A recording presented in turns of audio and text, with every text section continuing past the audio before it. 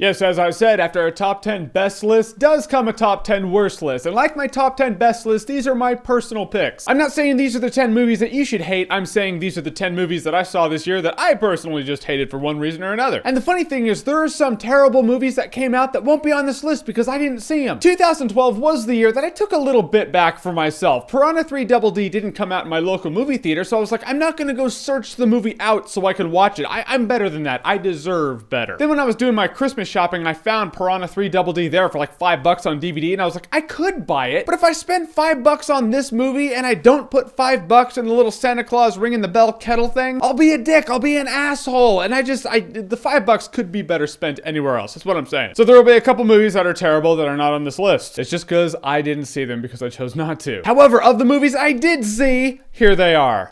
Number 10. As my top 10 best list started off with an animation, top 10 worst is also going to start off with an animation. Ice Age 4 Continental Drift. Yeah, whenever there's a fourth installment of a movie, you're like, okay, is this going to be forced? Not only is it going to be forced, but it's going to have annoying characters, a villain that's totally miscast. Yeah, if this movie never happened, the world would not be any worse for the wearer. Number 9. Was Liam Neeson a badass in Taken? Yes, he was. Was he a badass in Taken 2? Well, he did have his daughter throw grenades off of a roof. That happened in the movie. Moments like that are why this is number 9. People who saw this movie got their money taken. I guess that's something. Number 8.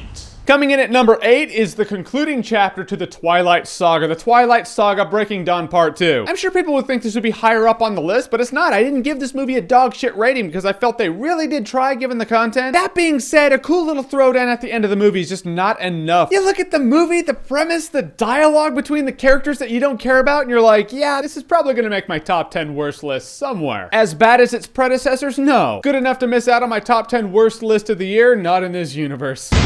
Number 7. I do have mixed thoughts about the Three Stooges movie because I was a big Three Stooges fan growing up. I almost challenge you to see the Three Stooges movie as I see it, right? Close your eyes and imagine the three main characters are not the Three Stooges, they're three other characters. Who comes to mind? Adam Sandler, Rob Schneider, and someone else who could be in an Adam Sandler movie. I love the old Three Stooges shorts. They're funny, they work for what they are. But this movie is just three people impersonating the Three Stooges with a premise and a script that could have been done by Adam Sandler. Number 6. Okay, I thought Underworld was over. Now I know it should have been. 2012 had some moments of great movies. Other moments it was filled with fourth installments that were completely forced. Underworld Awakening is one of those movies. And if it didn't look like a bunch of flashy shit for the sake of making a movie, it looked like a bunch of really over-exaggerated shit for the sake of making a video game. I have to believe if you're an Underworld fan, you still don't like the movie. Number 5. How awkward can mother and son get? This awkward. The Guilt Trip. This is one of those movies, the more you think about it, the more you're like, nope, that movie just infuriates me. It's just uncomfortable. This mother-son duo was just one of those situations where you're like, can this family reunion end so I don't feel so uncomfortable watching you two? I would rather watch the girl with the dragon tattoo ass rape scene with my mom sitting right next to me than watch this uncomfortable mother-son duo again.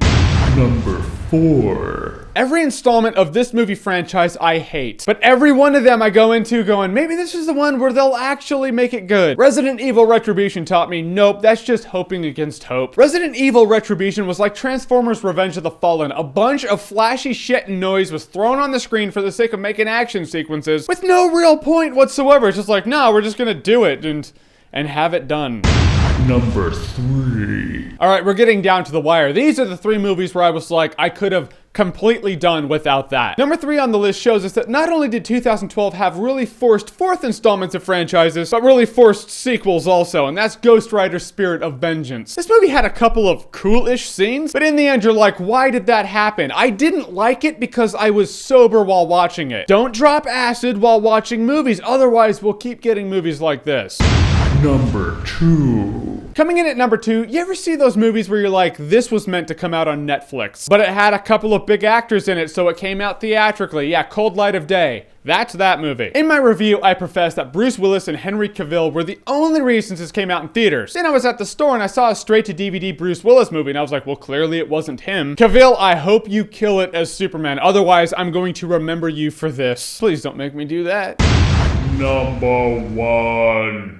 And here it is. This is the movie that infuriated me the most, bored me the most, made me roll my eyes the most, shake my head the most, and just mentally check out of the movie theater. Keeping with the cliche that video game movies are terrible is Silent Hill Revelation. I actually halfway got out of my seat halfway through this movie and I was like, no, I'm gonna stick this out. This movie had nothing interesting. It had some cool visuals, but that is literally it. I really can't add anything I didn't already say in my review of this movie, but as I said before, this movie was made by set designers who were like, hey, this would be really cool in a movie. Let's put them in a movie in a sequence that doesn't make any sense because we're not writers or directors. Silent Hill Revelation reminds me that there's never going to be a really good video game-based movie out there. That genre and those franchises are stuck in this cinematic vortex of just a downward spiral of doom. Wreck-It Ralph is different. It's not a movie based off of a video game. It's an adventure animation that uses an arcade video game multiverse as its playground. As for video game-based movies, no. I suppose I wouldn't hate the movie so much if the acting was good, but when Sean Bean is terrible in a movie, the world didn't end in 2012, but seeing Sean Bean so terrible, my heart did break. Silent Hill Revelation, you topped the list as the worst of 2012, my friend. So that is my list of the top 10 worst movies that I personally saw in 2012. So now, like before, it's up to you guys. What are your top 10 worst movies of 2012? Comment below, let me know, or make a video response and put that as a response to this shit. That's how we roll here. And as always, if you like what you've seen here and you want to see more, click right here to see more.